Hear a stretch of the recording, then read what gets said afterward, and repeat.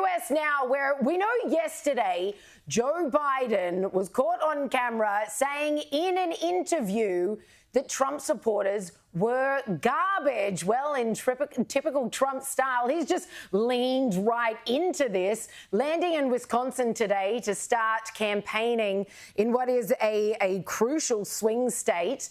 He had a Trump-branded garbage truck meet him at the airport and climbed aboard to give this important message. I think that the comment made by really both of them, because there are really two of them, about being garbage, maybe 250 million people, they shouldn't be talking. That's like deplorable for Hillary. This is the deplorable for Hillary.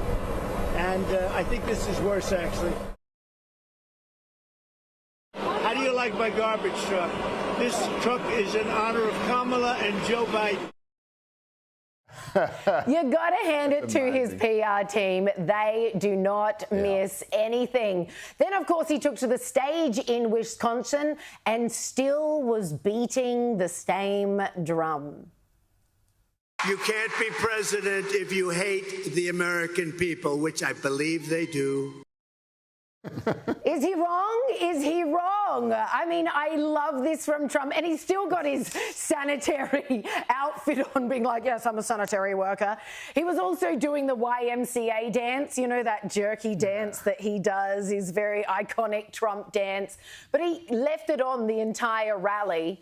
And it's made another iconic Trump moment. So while the Dems are calling hundreds of millions of Americans trash, he's like, well, I'll show you what trash is capable of. This just demonstrates the difference between Democrats and Republicans in the US. When the Democrats get upset, they cry, they riot, they loot department stores. But when the Republicans get upset, they create funny memes, they turn it into a joke, and they make light of the whole thing.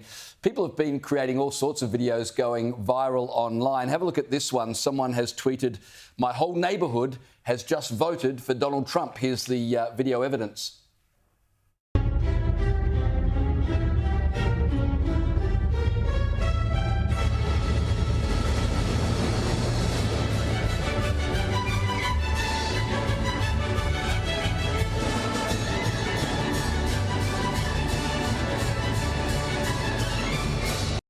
And someone else, after Joe Biden said MAGA supporters are garbage, said, here's a video of me and my mate on our way to vote for Trump.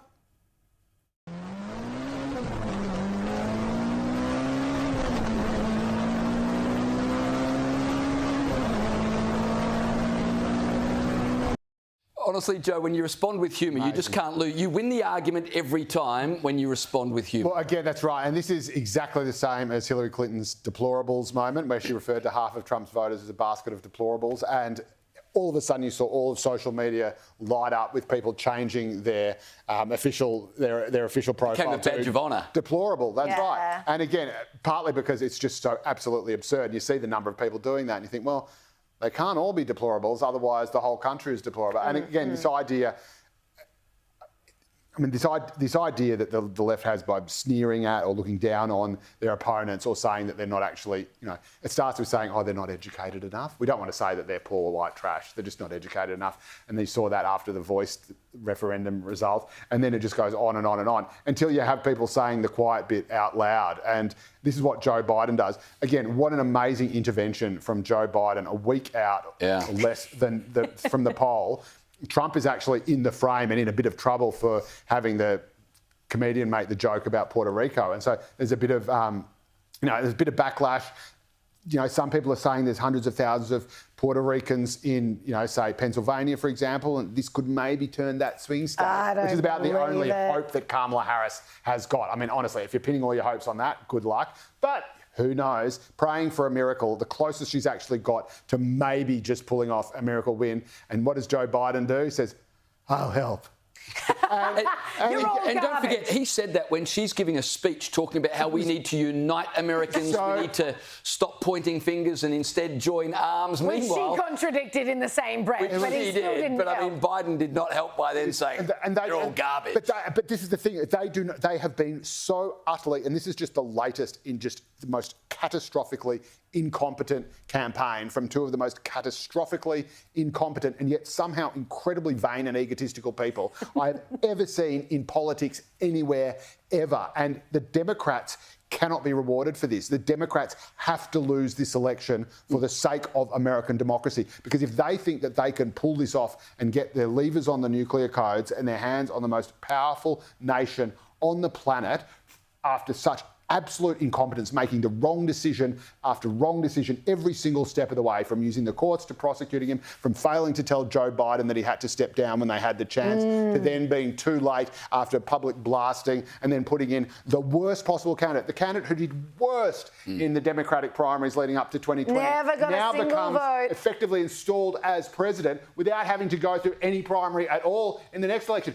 This is madness. And these guys say that Trump is a threat to democracy. These guys have been pissing all over democracy.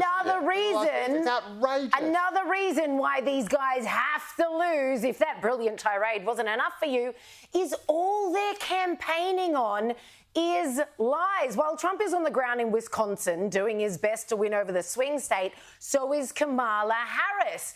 And look what she's telling this rally here. You will remember every single one of these talking points that she's making in the clip you're about to see.